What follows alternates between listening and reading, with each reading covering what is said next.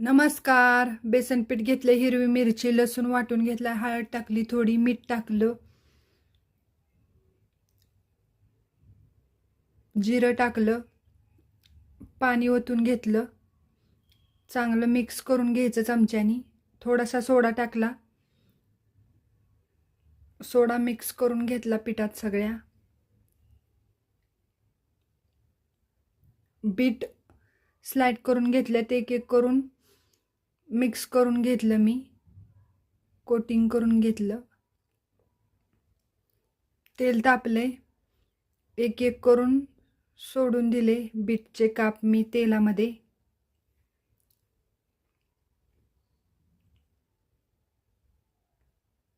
Bit न खाणारा सुद्धा bit खाईल. माझा मुलगा अजिबात बीट खात नाही, छोटा. भजी केल्यानंतर कोणी पण खाईल. चमच्याने आलटून पालटून दोन्हीकडून तळून घेतली. पहिला घाणा चमच्यानेच आलटून पालटून घ्यायचा.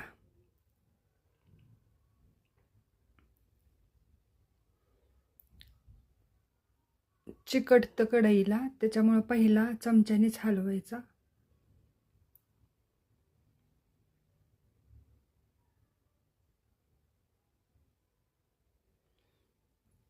आपली बीट भजी तयार आहेत. नक्की करून बघा. लाईक करा.